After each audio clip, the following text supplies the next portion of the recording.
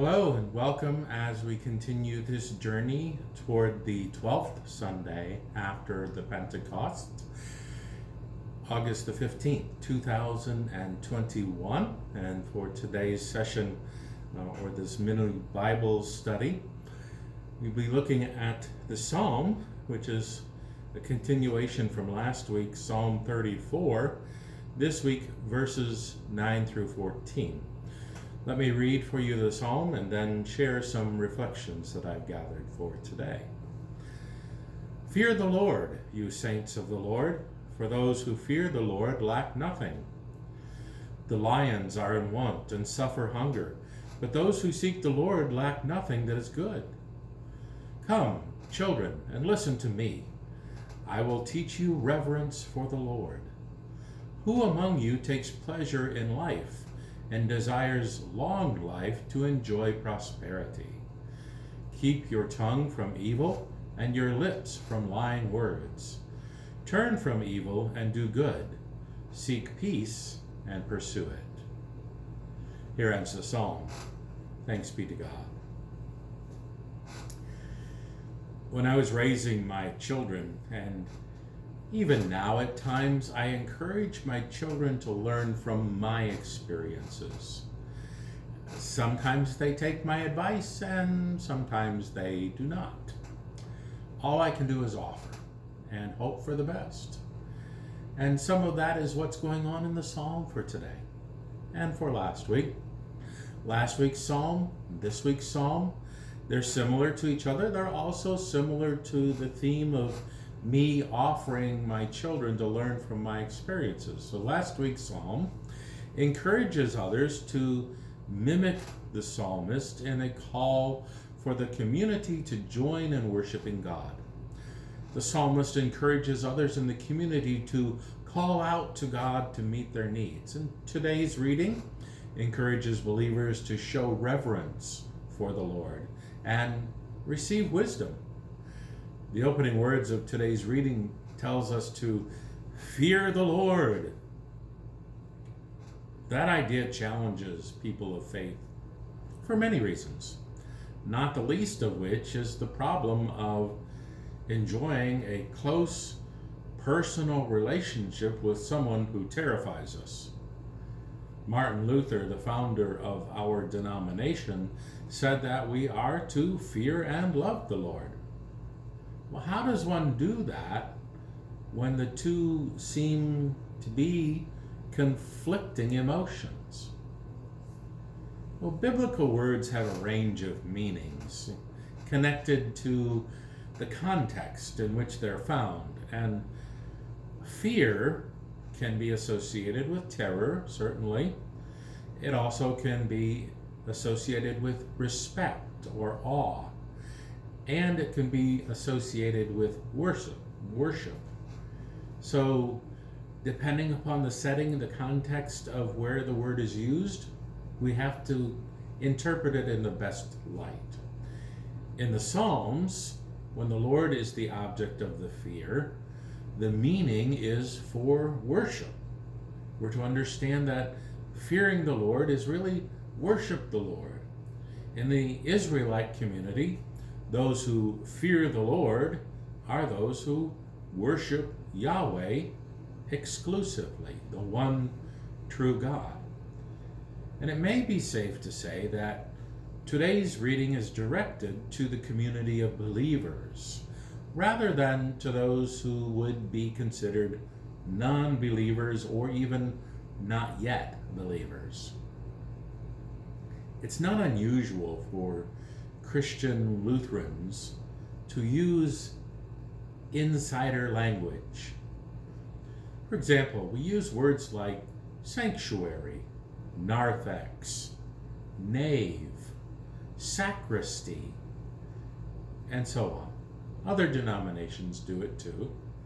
Sometimes we even use acronyms or local references like ELCA or LCMS or WELCA or Burr Hall or Needlers and so on. Anyone not familiar with those words may not understand what we're talking about. Perhaps you have tried to communicate with someone who speaks a different language, and you can appreciate the frustration. Similarly, anyone not familiar with our insider language, or even the insider language of the Israelites that says to fear the Lord, may want to run away and hide rather than feel like it is a call to worship.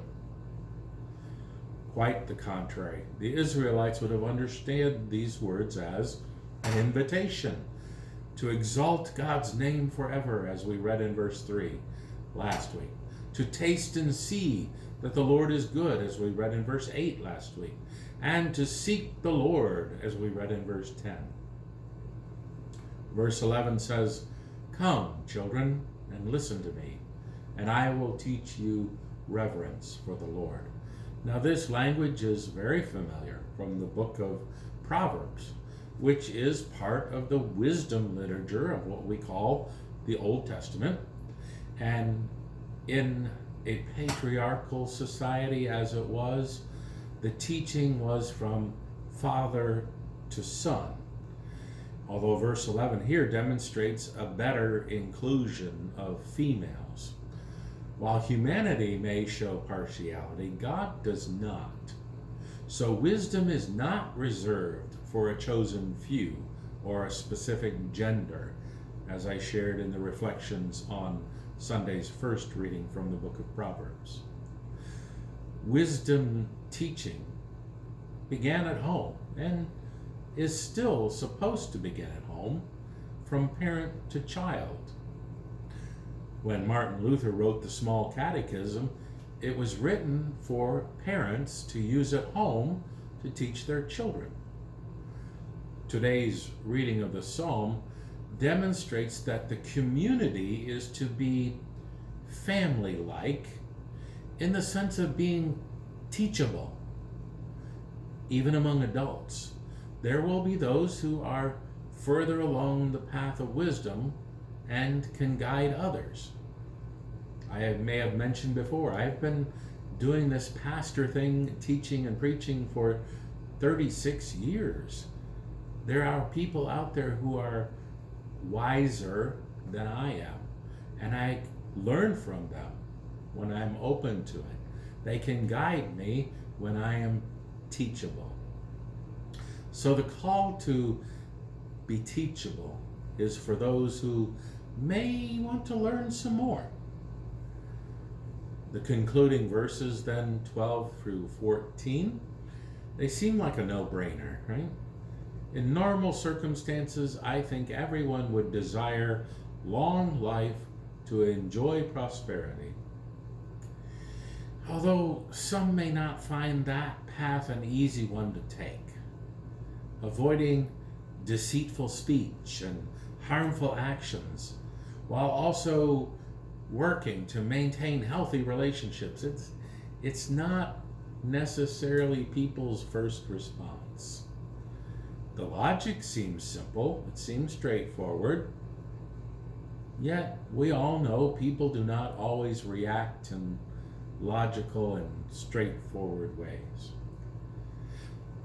The seeming paradox of Christianity is to aspire to a long life for oneself. It means a person must become completely committed to others.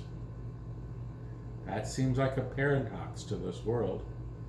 Not only does that calling seem difficult, it's the opposite of the world's teaching.